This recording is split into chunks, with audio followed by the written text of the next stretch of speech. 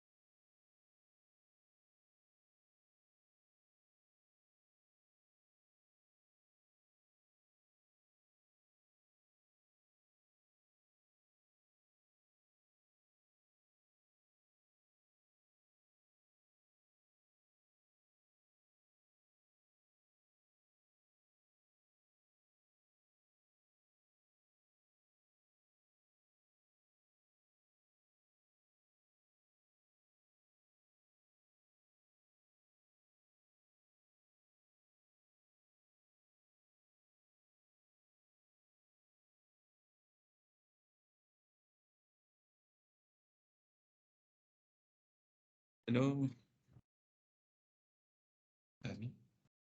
Hello, ini dengar Okay. Mic saya problem. Alright, kejap saya nak buka balik. Sharing.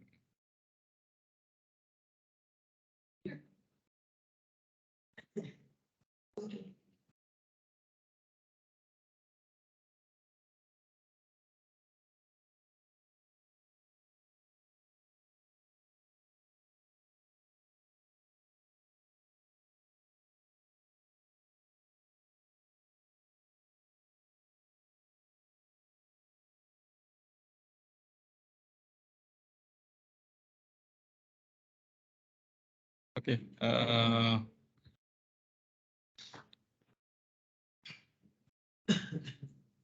Ya, bagi saya duduk lah sebab mic ni dia problem, so saya terpaksa guna komputer punya mic.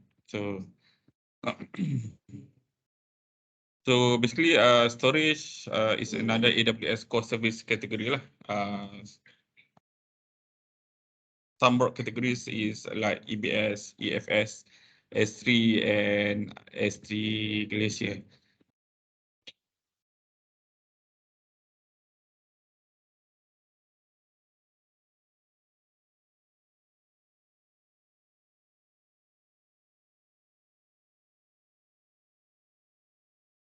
So another category is like instance store or ephemeral storage is a temporary storage that is added to your Amazon EC2 instance.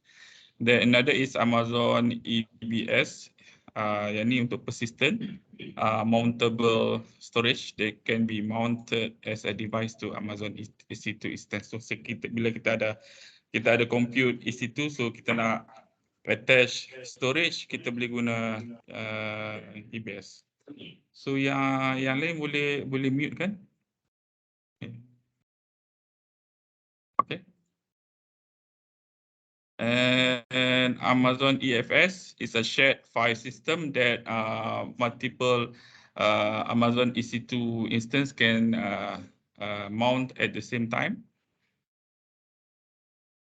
So untuk EFS dia memang kita untuk simpan file. So yang tadi kalau EBS dia memang attach untuk satu EC2 je, satu instance ya.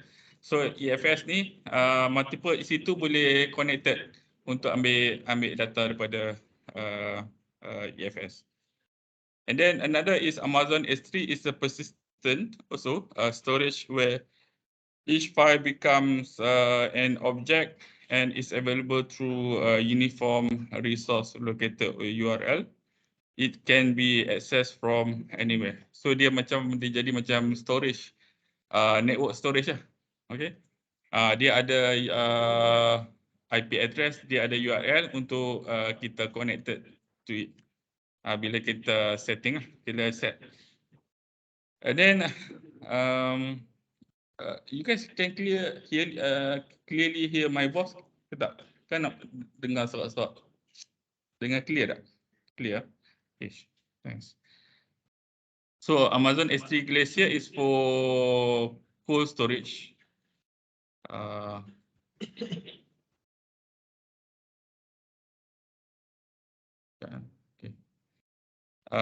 For cold storage for data that is not accessed frequently. Apa saya dengar gemar? Ada siapa tak mute? It's me Daniel.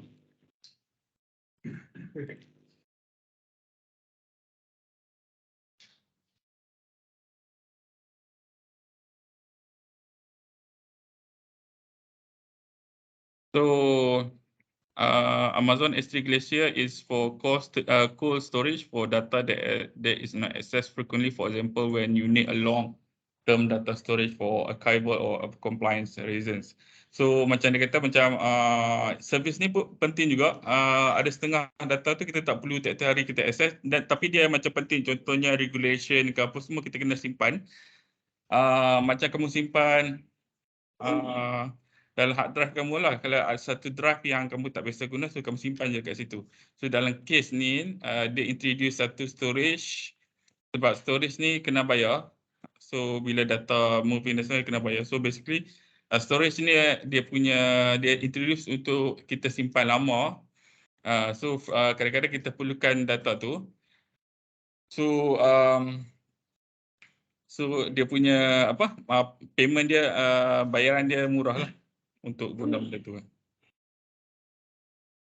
So let's go to section 1, which is Amazon Elastic Block Store, or we call EBS. So Amazon EBS provides, so dia tengok semua servis yang dia bagi ada ikon dia lah. So senang sebab kita nak, dia ada style dia lah, Amazon punya style. Tapi bila dia buat tu benda tu relevant, semua orang tiru lah. Macam Microsoft pun tiru. Semua start tiru lah. Instead of letak Amazon EBS saja, so dia ada icon. So Amazon EBS provide persistent block storage volume for use with Amazon EC2 instance. Selalunya kita letak dengan EC2 instance lah. So if persistent storage is any data storage device that retains data after power to that device is shut off. So it is also sometimes called non-volatile,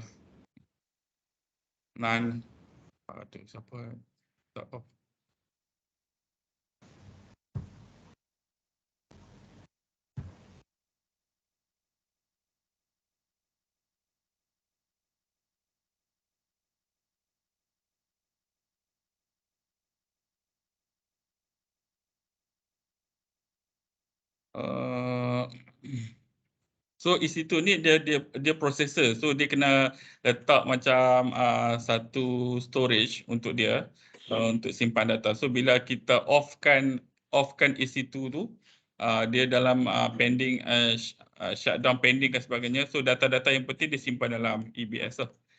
So each Amazon EBS volume is automatically replicated within its availability zone to protect you from component failure.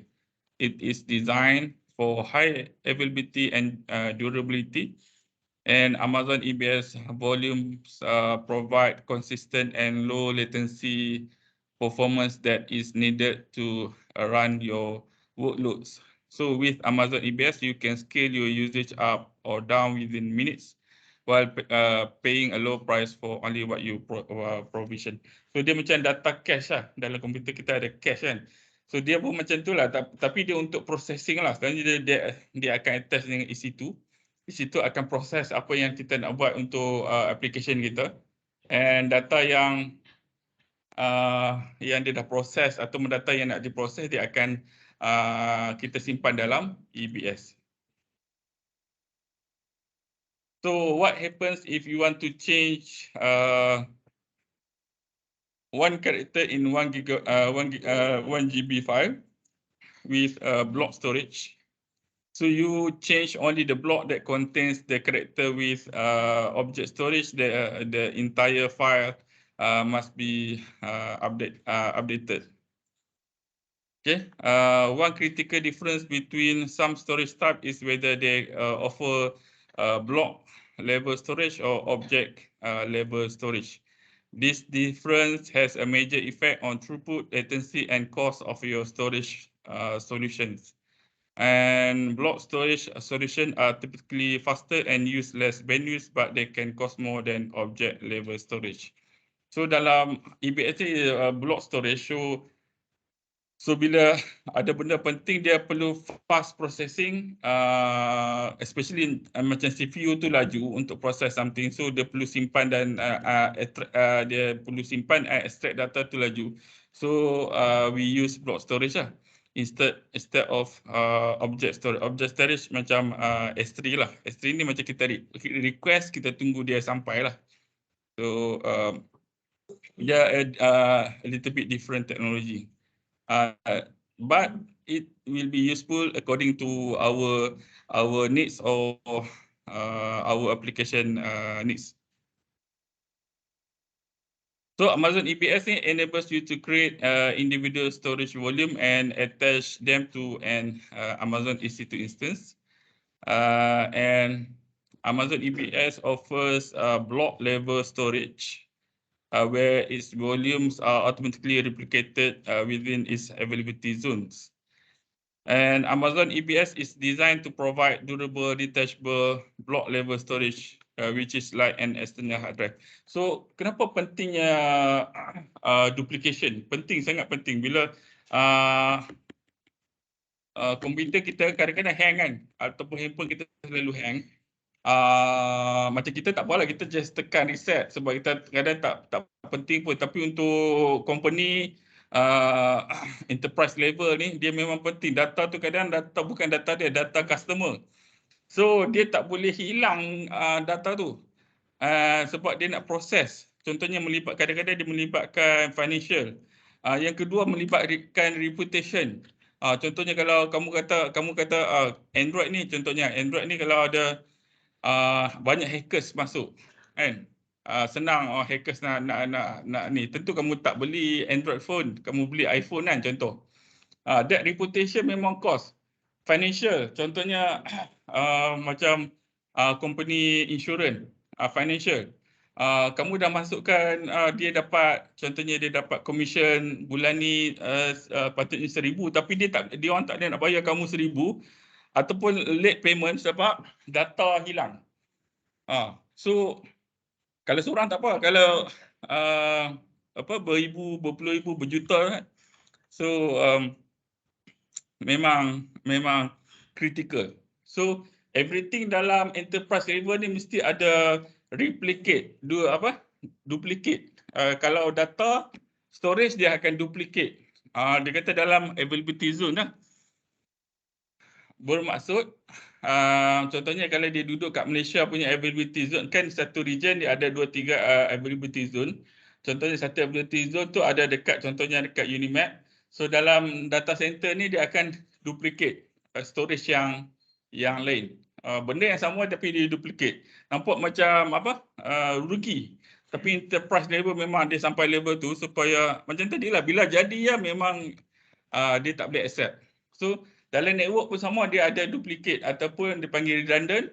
Dia ada route yang redundant. Maksudnya kalau satu route down, dia memang plan. Satu route down, memang ada down yang ada route yang lain. Okay? Apa? Nak buat lawa apa?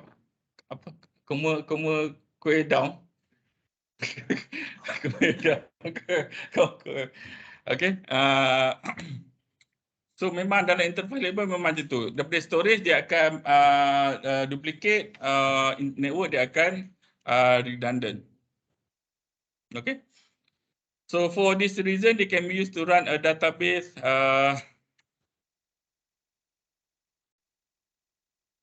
For this reason, they can be used to run a database with Amazon EC2 instance. And then Amazon EBS volumes are included as part of the backup of your instance into Amazon AMI. So AMIs are stored in Amazon S3 and can be reused to create new Amazon EC2 instance later. AMI ni macam dipanggil apa, macam blueprint lah. Okay. Dia ambil macam gambar lah. Dia ambil gambar. Okay. Mamat ni ataupun data tu macam ni. Scan-scan. Dia ada structure dia. So blueprint dia simpan untuk record. Anything happen, dia boleh recreate balik daripada record setting lah sebagainya. So a backup of an Amazon EBS volume is called a snapshot. So snapshot ni dalam gambar dia macam itulah tangkap gambar snapshot, tapi basically dia macam version waktu tu kan. Dia tangkap version waktu tu untuk backup. Okay. The first snapshot is called baseline snapshot. Another snapshot after the baseline captures only what is different from the previous snapshot. So baseline ni maksudnya dia tangkap semua, and then dia akan ada snapshot yang lain. Snapshot yang lain dia cuma okay, yang dulu dengan yang apa ni previous, apa beza? Maksudnya kita akan buat macam-macam perubahan. So dia hanya capture yang different tu. Okay. And then Amazon EBS volume use include boot volume and storage for Amazon EC2 instance, data storage with file system, database host, and enterprise application. Kita boleh guna benda ni untuk selalunya yang related dengan EC2 lah. Tapi kalau kita semata-mata kita nak simpan file tu, dia ada servis yang lain lah. And then matching the correct technology to your workload is a best practice for reducing storage costs.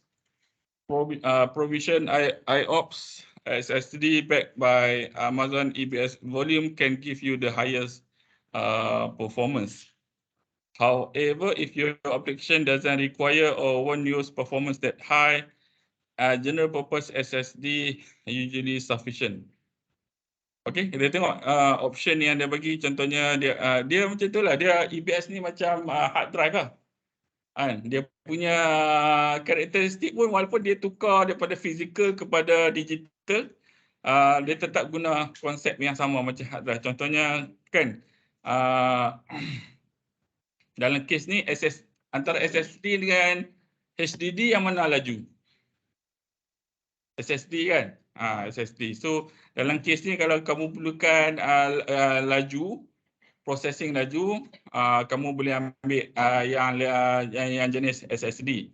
Kalau kamu tak perlukan laju, kamu nak jimat kos, kamu pakai HDD. Basically macam itulah. So dia ada banyak, dia akan sentiasa berubah benda ni, tapi basic konsep dia macam itulah. Kamu nak jimat duit, ataupun kamu nakkan performance. Kalau nak performance, pakai SSD. Okay. Kalau setakat tak kisah, kamu nak jimat duit, tapi nak simpan ni, so kamu pakai je lah HDD. So as mentioned previously, an Amazon EBS volume is durable block level storage device.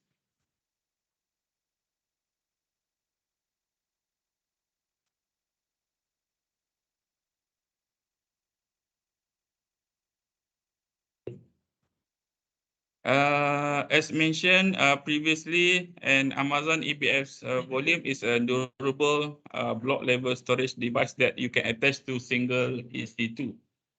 And you can use Amazon EBS volumes as primary storage for data that requires frequent updates, such as system drive for an instance or storage for database application.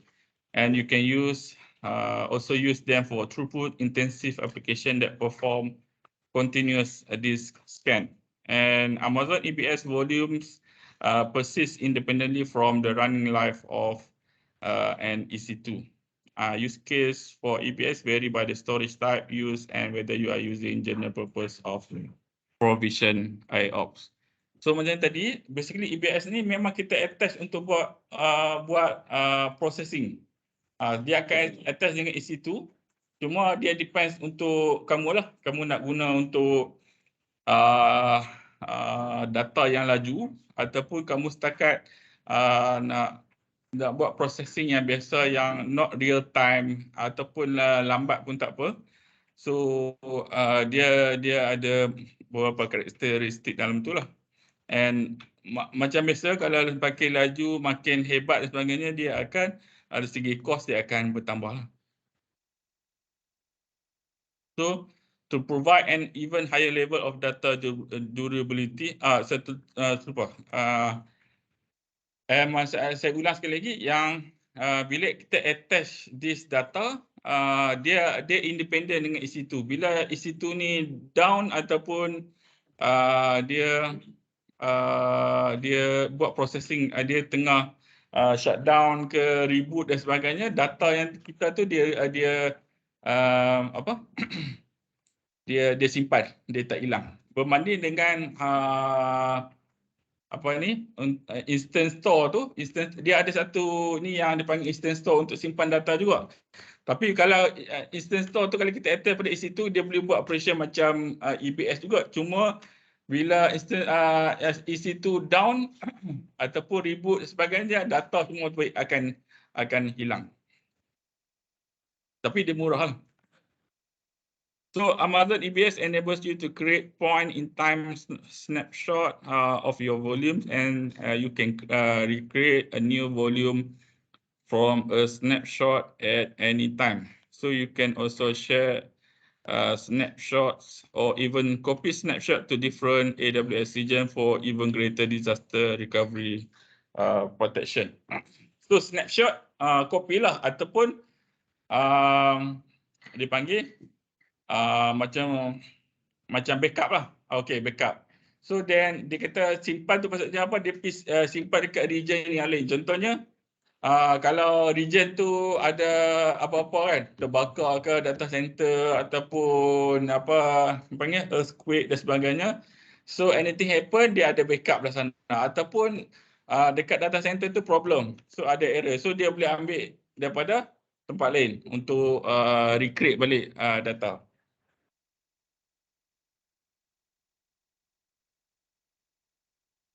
So you can also have encrypted Amazon EBS volume at no additional cost. So the data that move between the EC2 instance and the EBS volume inside AWS data centers is encrypted in transit. And as your company grows, the amount of data that is stored on your Amazon EBS volume is likely to grow. So Amazon EBS volume can increase capacity and change to different types.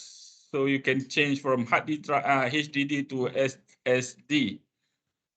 So EBS ni pula kita boleh tukar daripada kita asal tadi kita pakai HDD, kita duk ingat kita tak pakai untuk laju, tiba-tiba kita perlukan kelajuan processing, so kita tukar kepada SSD. Ataupun data dah banyak, kita boleh besarkan size. Okay, from 50 GB to 16 terabyte volume. So you can resize tanpa hilang data lah. So when you begin to estimate the cost for Amazon EBS, you must consider the following. So yang pertamanya volumes. Volume storage for all Amazon EBS volume type is charged by the amount you provision in GB per month until you release the storage. Okay, IOPS input output is included in the price of general purpose of SSD. Ini untuk processing. Makin banyak IOPS, makin lajulah processing dia tu. Dia makin ni lah. Okay. And then Amazon EBS snapshot. So Amazon EBS enables you to backup snapshot of your data to Amazon S3 for durable recovery. If you opt for Amazon EBS snapshot, the added cost is per GB month of data stored. So Amazon dia buat duit macam tu lah.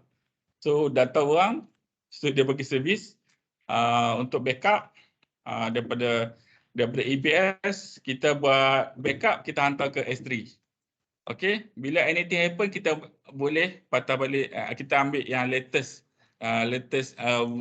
working version, latest working version. Soalnya bila ada problem lah, okay. And then data transfer. When you copy Amazon EBS snapshot, you are charged for the data that is transferred across region. After the snapshot is copied, standard Amazon EBS snapshot charge apply for storage in the destination region. So, satu yang kita boleh ingat ialah inbound data. Data yang daripada luar masuk kepada kita punya Amazon service selalunya free. Tapi bila nak keluar, bila nak keluar, especially keluar pada servis kita, keluar pada region lain. Contohnya kita ada servis yang daripada region, selalunya akan kena charge.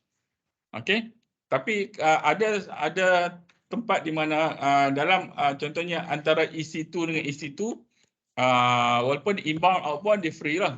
Tapi kalau kita nak bawa keluar pada region, dia akan charge. Okay, be careful on that lah. Soalnya inbound masuk free, nak keluar tu akan kena bayar lah. Dia macam negara kita lah kan. Okay, sila melabur ke negara kita, free, kami bagi tax apa semua. Bila dah masuk banyak juta, bilion, nak keluar, kita charge lah. Okay, standard tu.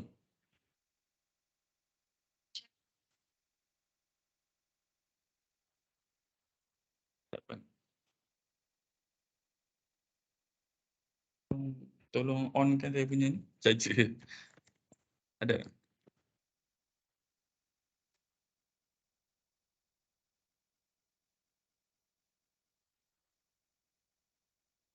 Okay, thank you.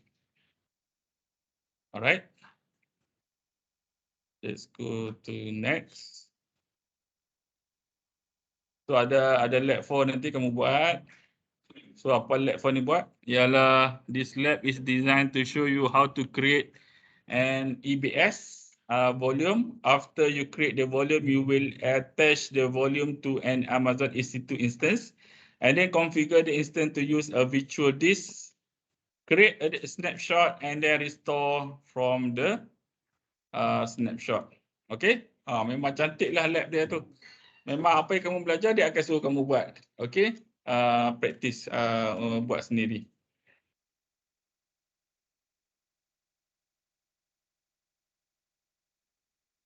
Okay. Next section is called Amazon Simple Storage Service.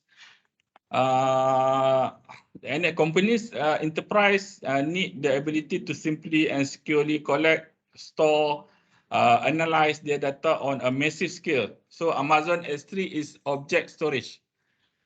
Okay, tadi block storage, yang ni object storage that is built to store and retrieve any amount of data from anywhere. Website, mobile apps, corporate application, data from Internet of Things sensors or devices.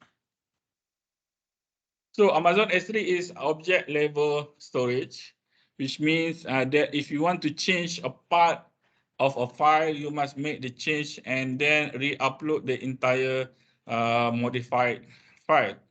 And then Amazon S3 stores data as objects within resources that are called bucket. So yang ni dia punya logo, dia buat bucket lah. So next. So Amazon S3 is a managed cloud storage solution. Bila dia kata ada terms manage, ya maksudnya kita tak buat apa. Setting ke maintenance apa semua yang dijaga oleh Amazon. Amazon punya employee yang akan jaga this service. So kita tak perlu manage ataupun setting untuk performance dan sebagainya. So bila dia down, so Amazon yang akan bertanggungjawab untuk maintain. So it's a managed cloud storage solution that is designed to scale seamlessly and provides 11.9 tak tahu lah. Maksudnya durability dia dijamin lah. You can store virtually as many objects as you want in a bucket, and you can write, read, and delete objects in your bucket. So bucket names are universal and must be unique across all existing bucket names in Amazon S3. Objects can be up to 5 terabyte in size. By default, data in Amazon S3 is stored redundantly across multiple facilities device in each facility.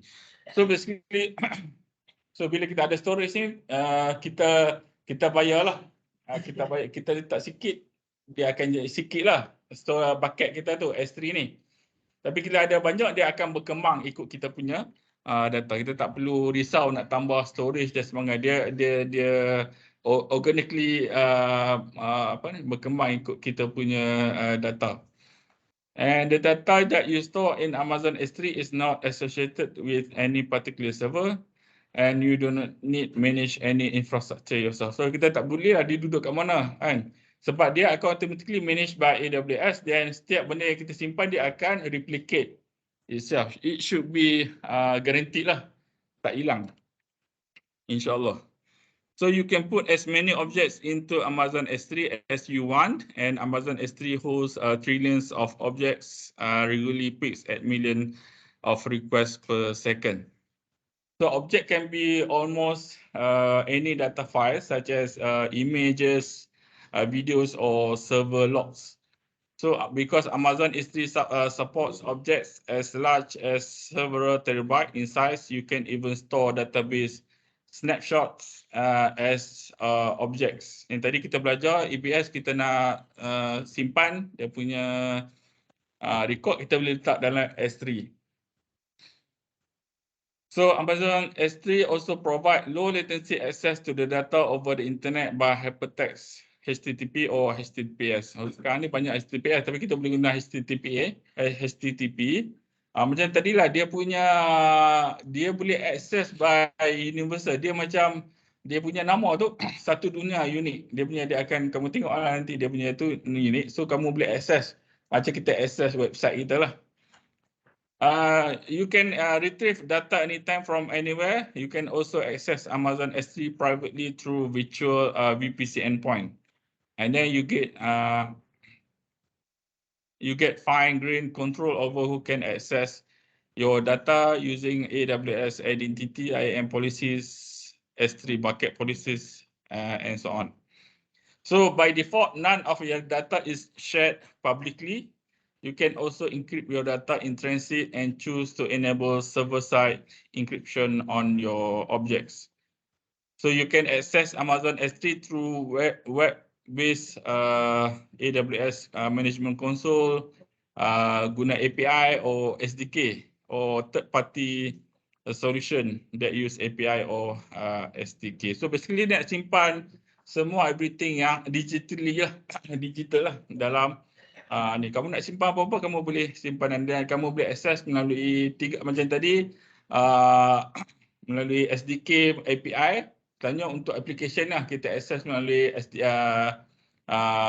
API or SDK, ataupun kita sendiri nak access, kita guna management console. So Amazon S3 includes even event notification that enables you to set up automatic notification when certain events occur, and such as when object is uploaded to a bucket or deleted from a specific bucket. So anything happen dekat kita punya bucket, kita boleh set untuk ni lah, update macam kita punya Maybank to you dan sebagainya. Bila ada orang masukkan duit, kita dapat notification, ataupun kita bayar kat orang lain, kita dapat notification. Tu kita boleh set lah, set macam tu. And then with storage class analysis, you can analyze storage access patterns and transition the data to the right storage class.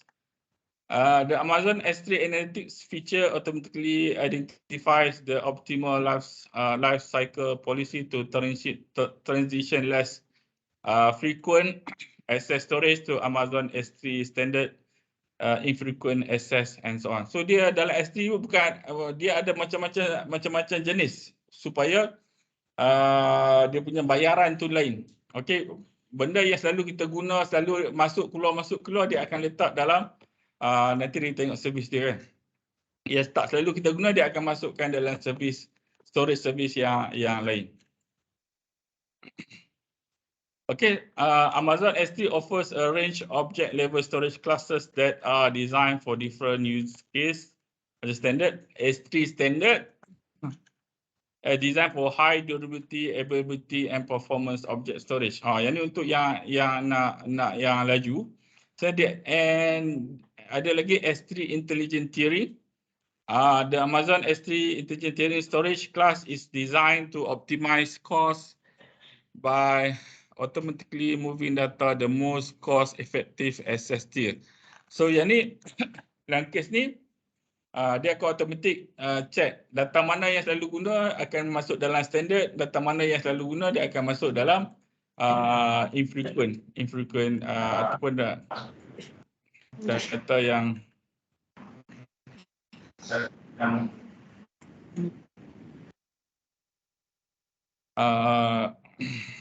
data yang lagi murah lah. And then Amazon S3 standard infrequent access is used for data that is accessed less frequently but requires rapid access when needed. So kadang-kadang data tu kita jarang guna tapi bila kita perlukan dia cepat, kita boleh ambil dengan cepat lah. And then ada lagi dia panggil S3 one zone infrequent access is for data that is less accessed less frequently but requires rapid access when needed. And then in this class, unlike other Amazon S3 storage classes, we store data in minimum of 3 availability zones. The Amazon S3 one zone IA stores data in single availability zone and it costs less than Amazon S3 standard IA. So dia memang dia nak bagi Amazon ni yang best tu yang orang paling kagum dengan Amazon ni dia response to the customer. Customer kata dia nak simpan tapi tak ada duit. Okey, boleh aku buat macam ni.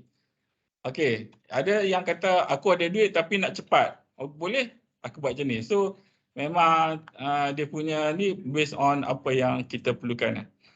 And then another is Amazon S3 Glacier. Is for a secure, durable and low cost storage class for data archive. Kan? Data-data yang kita nak archive tapi penting. Kan? Kadang-kadang kita nak ambil, kadang-kadang lah. So kita simpan dalam Glacier. And then yang paling bawah sekali ialah Glacier Deep Archive. Dan ni basically benda yang sama juga. Lagi yang macam data yang kita kena simpan untuk tujuan macam I think kamu tak bayar tax lagi kan. Siapa yang kerja dia contohnya dia kena bayar tax, so data-data dia bayaran apa semua tu dia kena simpan dalam masa 7 tahun. Walaupun kita tak guna kita kena simpan lah. Dalam kes enterprise pun kadang-kadang ada regulatory ada badan yang audit datang untuk check lah. So dia kena simpan data-data tu. Okay, to use Amazon S3 effectively, you must understand a few simple concepts. First, Amazon S3 stores data inside buckets. And buckets are essentially the prefix for a set files and must be uniquely named across all Amazon S3 global.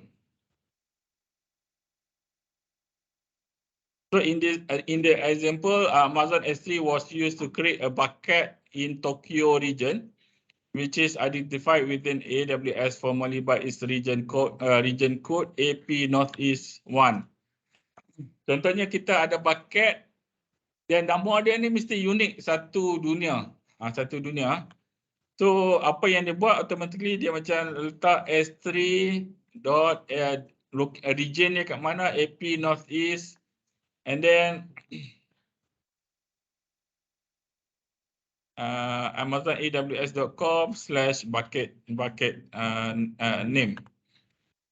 Okay, ataupun dia buat style bucket virtual hosted style URL endpoint, dia tulis bucket name kat depan dia S3 region dia and amazonaws.com. So ada dua style lah untuk access S3. So when you create a bucket in Amazon S3, it is associated with specific AWS region. So when you store data in the bucket, it is redundantly stored across multiple AWS facilities within your selected region.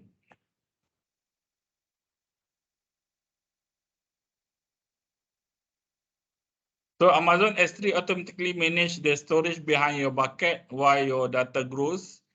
You can get started immediately, and your data storage will grow with your application needs. Amazon S3 also scales to handle a high volume of requests. You do not need to provision the storage or throughput. You are bill only what you use. Kadang-kadang kita perlukan benda tu dalam cepat dan banyak sekali ni banyak kan. So kita tak perlu nak tambah CPU processing apa semua, so dia akan automatically buat untuk kita lah. So tapi dia akan bill kita ataupun dia minta bill pada kita lah. Kita kena bayar payment for that. And you can access Amazon S3 through the console, macam tadi CLI, AWS SDK. CLI selalunya macam SDK untuk application automatic apa semua melalui SDK lah selalunya. CLI untuk macam expert apa semua tu selalunya kita go through CLI kan. And then management console kalau kita access melalui web server lah. Okay. So this flexibility to store virtually unlimited amount of data and to access that data from anywhere means that Amazon S3 is suitable for variety of scenario.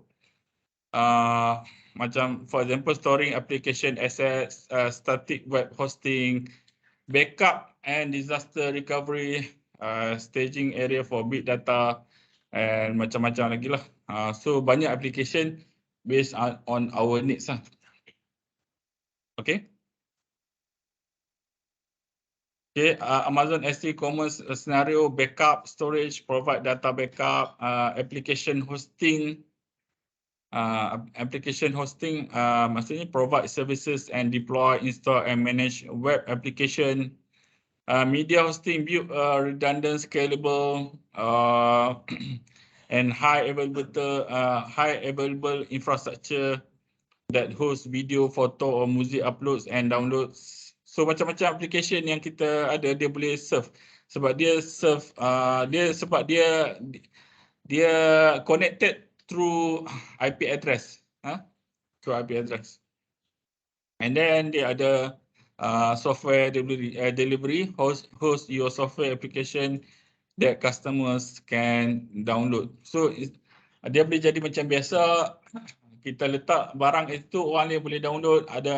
Ada yang untuk application, web application, anything yang ni dia akan store kat situ, or IoT data semua kita boleh simpankan Amazon S3.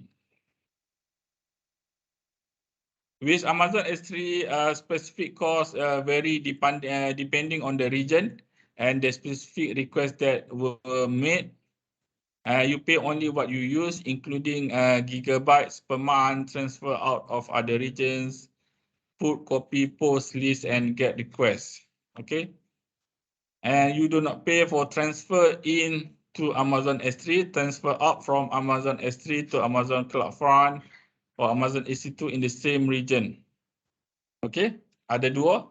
Transfer in, apa saja transfer in, free.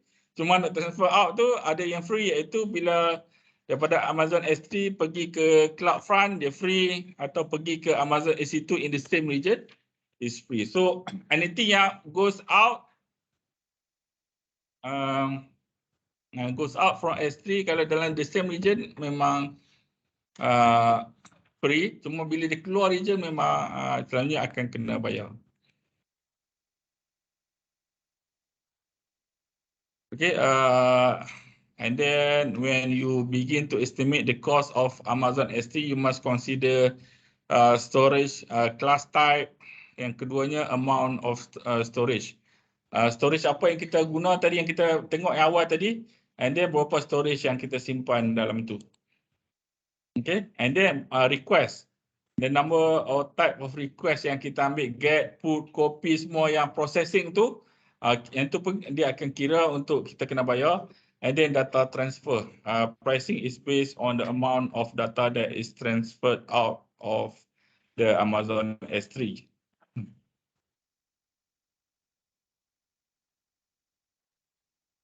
Okay, takeaway.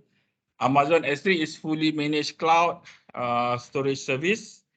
You can store virtually unlimited number of objects. You pay for only what you use.